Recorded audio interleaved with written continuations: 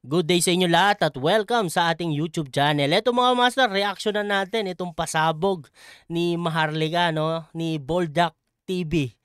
Tingnan nyo yung title. Flood Control Project ba ang pinambabayad? Congressman Tulfo huli. Gagi.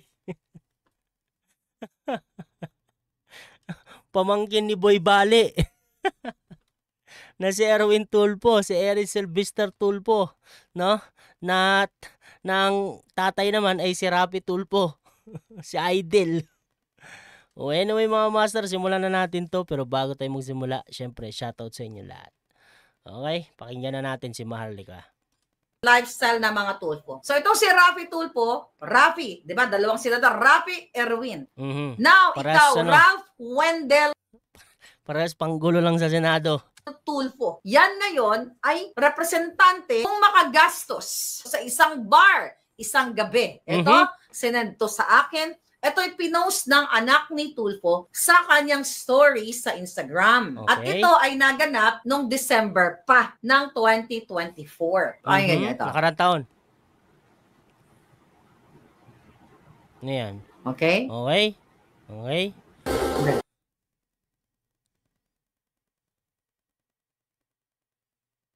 Ano po ito ang pinapakita ko sa inyo? Okay? It takes 42? time para makita nyo yan eh. Okay? Yan ay ang pinapirmahan nung ano, yan o, yung anak ni Tulfo na representante ng ACT Party List. Yan po ay sa bar sa Las Vegas, Nevada noong December, I think 30, I'm not sure kung 29, 30, 31. Basta New Year yan, mga papalangga. Pa-celebrate ng New Year. Ngayon, ito, ini-screenshot natin. Okay, here we go. Ito yan, ang pinirmahan niya. Ang pinirmahan niya ay worth how much? Nakita niyo ba yan? $42,000? $42,605? Nakita niyo ba kung magkano yan? Ayan o. Ito. Okay, yung resibo na yan, screen. Maliban dito sa sinusulat ni Ralph Tulfo, no, meron naman dito nakasulat ito. Kita nyo naman, di ba? Yan, 42,605 USD. Oh my goodness. Screenshot nyo na? Million yan. Okay. Yan po ay pumunta sila sa kasama yung kanyang kapatid. Balik natin ang isang video. This one.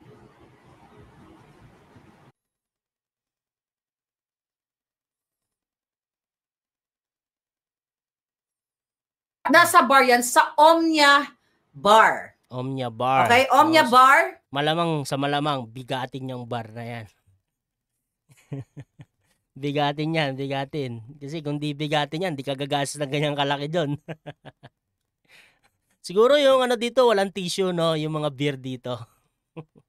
O baka balot talaga ng tissue. Kasi yun yung nagpapamahal eh. Ngayon mga kababayan, pumunta sila sa Omnia Bar sa Las Vegas. Kung mapapansin ninyo, ang pinirmahan niya dyan, ang binayaran niya sa isang gabi ay 42. Ayan na, nakita niyo, 42,000. Teka, pinalakayan ko yan. Ito. 42,000 sa isang 605 US dollar. Nakita niyo? Remove ko lang. Nakalagay naman, no? Niya. Ito, kita niyo naman. US. Kung magkano equivalent, no? Sabi dito, she 2.5 M in one night. Grabe, no? 2.5 M in one night. Hanep. Laking pera. Dollar. Nakita niyo? Remove ko lang. Ito yan, yung pinirmahan niya. Nakita niyo? $42,605 sa isang gabi lang. Isang gabi lang yun? Sa isang bar lang. Then another night, mga kababayan, here we go. Gagi, meron pang another night. My God! So, one night lang yung 2.5, tapos meron pang another night. Magkano sa another night? Yan naman. Magkano yan? Sa Omnia Bar. Ayan, uminom ng alak. Wow. Laking alak niya na. Parang kasing laki niya. Hindi, joke lang. Tumutungga ng isang boteng alak. Mamahaling alak. Magkano kaya yung isang alak na ito? Baka 100,000 kaagad yan. Yan pala. Aha. Oo, may mga chicks pa yan. No? Minom ng alak? May mga chika babes. Okay, ayan yung kapatid niya. Okay? Ito yung kapatid. Ito yung asawa ni Garrett. Kapatid niya, ayan, nakita ninyo? Nasa Omnia Bar sila. Umiinom ng pagkalaki-laking alak at ang pinirmahan niya dyan, mga palangga, andyan din yung si Tungol. Play natin. Andyan din si Tungol. Okay. Andyan nga. Ayan, oh. Nag-headbang pa. Mga ganon-ganon. Ayan, huli ka, Balbon. Ayan, oh. Okay. Sa Omnia, sila ayun, yung Tungol, yun, yung asawa ng anak ni Tulfo. Ayan, di ba? Wala ba si Rapi dyan? Tignan mo. Ayan, atik. Ace King Ralph. Mga nag-work yan dyan. So, ayan. Ang binayaran dyan ay $73,000 US. Wow! Una, 42. Ngayon, 73. Oh my goodness, halos dumoble, no? Parang umaabot sila dito sa pangalawa. Mga 4 million. No? Mahigit 4 million. Okay, ayan. Ayan yung shot. Okay, $73,000 US. Ito yan, mga kababayan.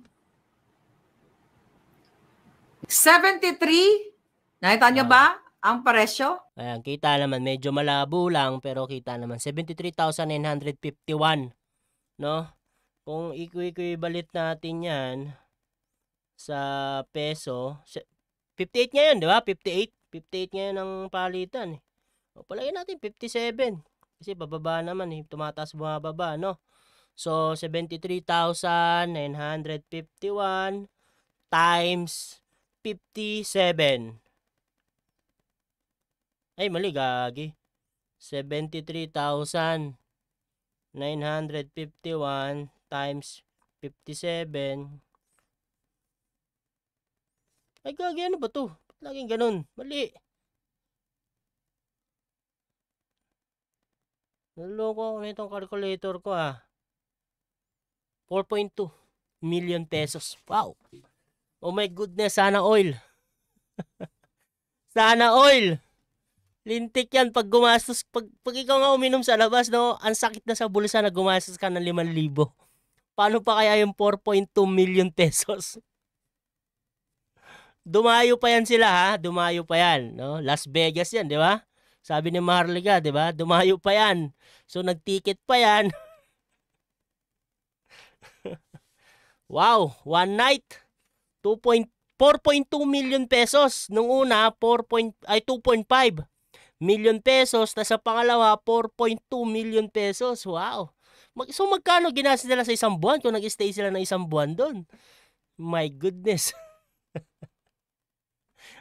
Pakipaliwanag to.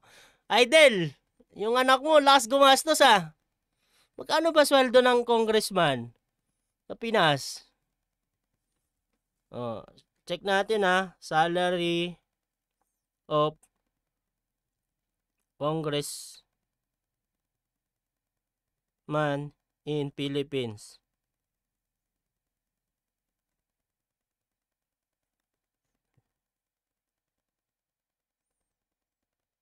Oh, 300,000 monthly.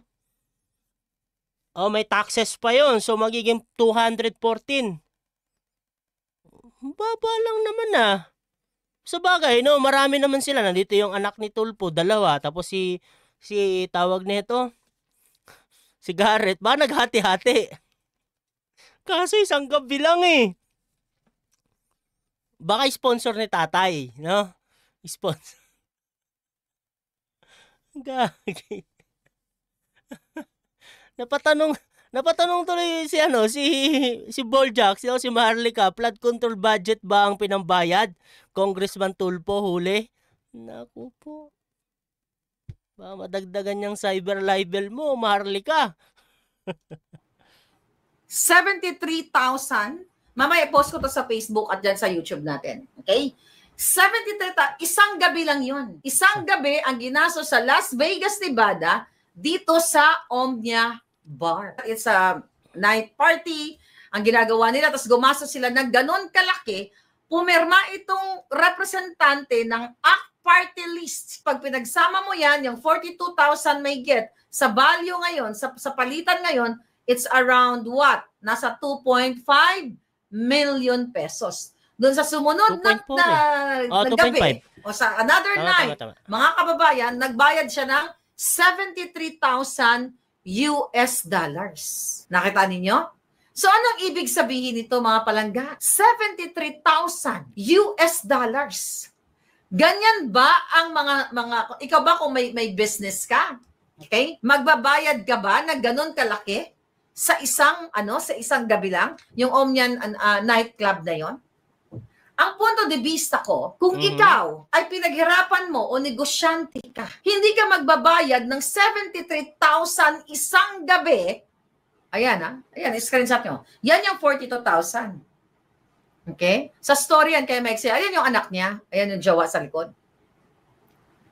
42,000 US dollar. Isang gabi lang yan, o few minutes lang yan, almost 3 million pesos.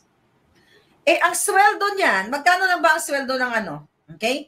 Magkano lang ang sweldo ng, kung tutusin ng mga kongresista, salary grade, how much sila? 300. Kaya natin dito. Tapos may nasa 200 plus o 300 plus lang 200. Yung 214. kanilang ang tawag dito, ito. Salary grade 31, okay, nasa 285,000 lang, okay? Bilang isang House of Representative member, mga palangga. Ito pa yung isa. Ayan, that's 73,000. Isang gabi lang po yan sa bar, ang ginastos. Ayan. Andyan yung anak ni Tulfo. My question to you, my darling. Ganun po sila maglustay ng pera ng bayan. Oy! Sabi ni De La Gagi. Cruz, sangkot din yan sa QC sa flood control si Ralph. Okay? So ngayon, sangkot din sa flood control project si Ralph. Naku po! Idol, paano to? Paano kayo mag-iimbestiga nito sa Senado? Dawit si anak.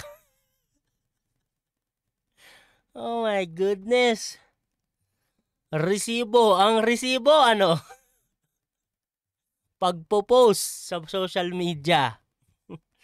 Pero nakapagtataka din kasi talaga, di ba? Mapag-isip kayo, saan nila kinuha yung ganito kalaking pera? Kasi kung negosyante ka nga, di ba? Pag negosyante ka ba, ikaw ba gagastos ko ba ng ganito kalaki? Di ba? Sa loob lamang ng 2 araw, 2 gabi pala, hindi pala 2 araw. 2 gabi lang yun. Hindi isang buong araw yun. Gabi lang yun. Una, 2.5 million pesos. Tapos sumunod, 4.2 million pesos. So, naka 6.7 million pesos ka sa loob lamang ng 2 gabi. Bilang isang, kung ikaw ay bilang isang negosyante, parang sakit gumastos ng ganun. Depende na lang kung lusyutan ka, diba? Parang ganun. Pero di naman pasok sa bilyonaryo itong si Rapi Tulfo, Si Rapi Tulfo, mas lalo na, di ba? Wala naman yata negosyo yan, Si Rapi Tulfo lang naman may negosyo, Kagi talaga, mapapaisip ka talaga. Saan nyo kinukuha yung mga pera na ganyan? 'Di ba? Dapat ito pinaiimbestigahan din 'di ba? Kasi nepo baby 'to. Malalang nepo baby 'to. Congressman pa naman. Congressman Ral, paliwanag mo 'to. Saan nyo hinugot yung 2.5 million pesos at saka itong 4.2 million pesos na pinabayad nyo doon sa 'Di ba? Kung sa sarili nyong bulsa yan, wala kami pakialam kahit bilyones paggastusin nyo. 'Di ba? Kaso nga lang questionable Lalo-lalo na ngayon 'di ba? Lumalabas sa dawit din itong si Ralph Tulfo diyan sa flood control project.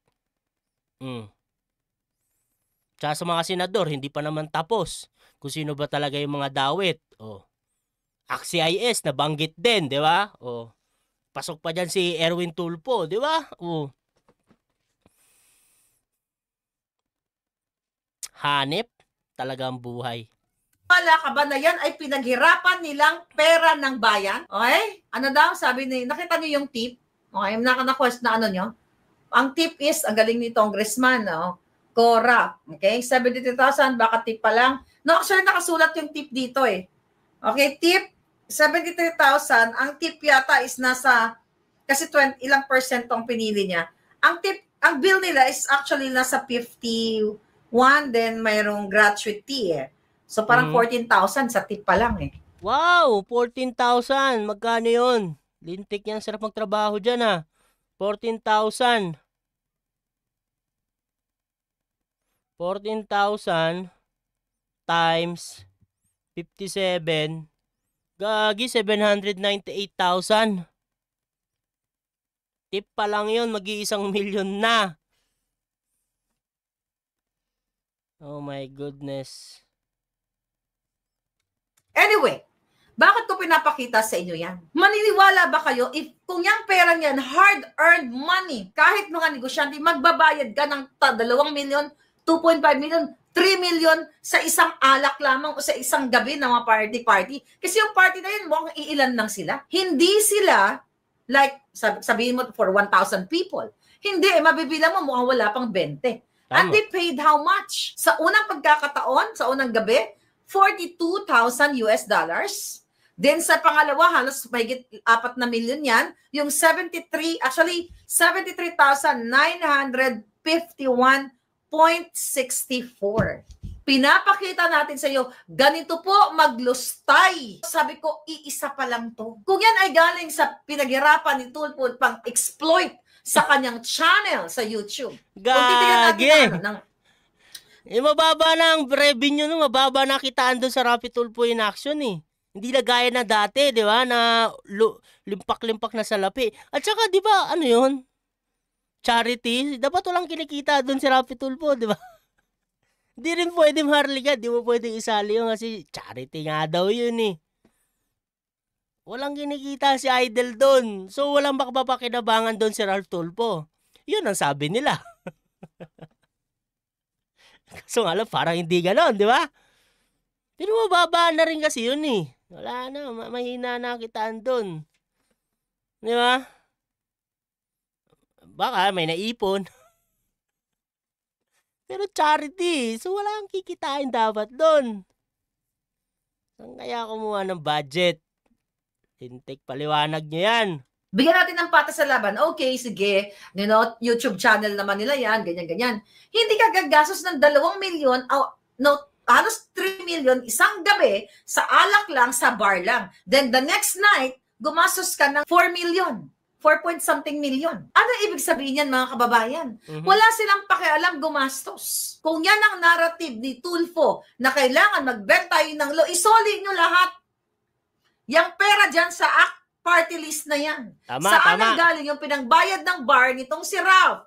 Pera ba yan ng bayan? Kasi wala siyang pakundangan eh. Pirma lang siya. Ayan, may pangalan actually ito ng kanyang credit card. Ayan, no? Ang credit card, Master o Tulfo Ralph Buendez. Credit naman eh. Credit card lang. Pero pwede ba yung credit card mo gamitin mo doon, tapos lahat yung credit mo? Ayan. Sa isang anuhan lang. Tsaka kung mapapansin mo, okay? Yung mga ganyan, para ka lang, di ba tayo, pag pumunta tayo sa bar, bibili ka ng alak, whatever, ganyan-ganyan. Pipirma ka right there during that night. Kumbaga, pumasok ka lang din sa bar na yan, no gabing yan, kasi gusto mo lang uminom ng margarita or something, then you pay your bill. Eto, ganon din. Pero malakihan. Kasi kung yan ay pinlano na event, pinlano, hindi ka bibigyan ng tab. You know what I mean? Yung ganon, yung bill na right there and then mag-ano ka, prepaid na yan. Ibig sabihin, nakapagbayad ka na, na-arrange mo na, ganun. So, nga naman, di ba? Logically, on the spot to, pumunta sila. They have party, group for 50 people or 100 people, di ba, hingan ka ng down payment yan eh. Di ba, kung yan ay party, like ako, nag-i-event kami, nagpa-party kami sa hotel. Kasi gano'n ang party, di ba? Tapos ano pa nga yan eh, pag hindi mo sinipot yung oras sa saka date na binigay sa'yo, yun yung schedule mo, tapyas ata ng almost 70%, parang gano'n. Tapos yung iba pa nga, no refund eh. Kung magkano yung dinown mo, yun na yun eh. Sa kanila na yun eh. Ikaw hindi pumunta eh. So bago ibigay sa amin yung venue, o mag-party kami, you have to pay certain amount. Alright? Like 50% of the total cost. Pero dito sa nakikita ninyo, mga kababayan, like parang pumasok lang sila dyan, na isang gabi gumasos, I don't know, anong binili nila sa 73,000, di ba? Sa 42,000 pesos. Pero ang laki nun, no? Pero sa bagay, pag mga high-end kasi talaga ng mga bar, no? Mahal talaga yan. Di ba? 2.5 million, putik yan, my goodness. Masakit na nga sa pangay yung gagastos ka ng 10,000 sa isang kainan eh. Pero marami na kayo nun, ha? Marami na kayo nun. 10,000 na yun. Diba? Wala nga lang alak yun. Kainan lang yun. Siyempre, iba pa pag may alak eh. Pag mamahaling alak talaga, eh, medyo mabigat talaga ang presyo niyan. US dollars. Tapos pinirmahan lang ng ganyan, para ka lang nag-sign ng bill na $42. Saan galing ang pera ng mga ito? Kaya kawawa kayo. Kaya kung gusto nyong i-bend ang law, dahil sabi naman ni Eric Sylvester na sometimes for humanitarian reason, we have to bend the law. Then you gurgur all of them. Because we have to bend the law, gurgurin na natin silang lahat. Kasi for humanitarian... Magwelga tayo. Punta tayo ng EDSA, ano? Punta rin tayo sa ano? Ibang lugar yun, pinuntahan ng mga kabataan ng bato. Basta doon sa may tulay, you know? Para marinig yung boses talaga. Para sabihin ni Eric Tulfo na bendalo. Pakinggan natin ang sinasabi ng taong bayan, no? Ipaliwanag ni Ralph Tulfo kung saan galing yung perang pinambayad niya doon sa bar. No? Kasi sa loob ng 2 gabi, gumastos siya ng almost 6.5 million pesos. 6.7 something. Di ba? Reason para mapagbayad natin yung mga putang inang ito sa inyong lahat ng mga binaha, ng mga nahirapan, ng mga biktima ng pulburon and everything. Di gurgurin na natin silang lahat kasi you have to bend the law. Kasi sometimes you have to do it for humanitarian reason. Nakita niyo mga kababayan kung gaan. Well, yun kasi yung ibig sabihin ni Erich. Kahayop, yang mga nasa Kongreso, for sure marami pa yan masasangkot. Baka mapangalanan yan si Tulfo at sino pa na mga politiko doon. Ano gagawin nyo? You have to bend the law. Sabi ni Eric Sylvester, para makalaya na for humanitarian reason ang milyon-milyon na taong bayan. Totoo lang, no? Sobrang grabe talaga ngayon, no? Ang lala talaga sa panahon ni Bangag Jr. Etong korupsyon, no? Ang mahirap lang eh laging hugas kamay itong si Bongbong Marcos eh. 'Di ba? Laging hugas kamay. Well, sana lang talaga may patunguhan itong lahat ng ginagawang investigasyon ng Senado, no? Kasi parang itong House of Representatives tumigil na eh. Kasi sila, karamihan sa kanila nadadawit dito, 'di ba? Isipin niyo, tas sila mag-iimbestiga. Well, meron naman din sa Senado, pero hindi pa yung gaano kapukol talaga, no? Pero meron din daw eh. Well, wala naman tayong pakialam kung sino yung tatamaan, no? Dapat ganun tayo mag-isip mga kababayan. Walang kulay dito. Kasi tayo yung panalo kung mapapakulong natin. Itong mga mga tawag nito, mga politiko, no, na nangungurakot, 'di ba? Tayo yung panalo pag napakulong natin silang lahat kasi makikita natin is may justice talaga, 'di ba? Kaya dapat walang kulay. Wala tayong susuportahan dito, putik silang lahat. Kung magnanakaw ka, dapat panagutin ka sa pag ginawa mo. Hayop kayo. Buset talaga, no? O ngayon, Ralph Tulfo. Paliwanag mo yan. Idol. Erich, mag-damage control kayo. Di ba? Pero paliwanag nyo talaga yung saan nanggaling yung pera ni Ralph Tulfo. Ba't ang dami niyang pera? Gumastos siya ng 6.7 million sa isang gabi. No? Paliwanag niyan. Anyway mga master, hanggang dito na lang muna tayo at maraming salamat sa pagsama sa ating video, no? Ingat kayo palagi. God bless sa inyong lahat. Paalam po.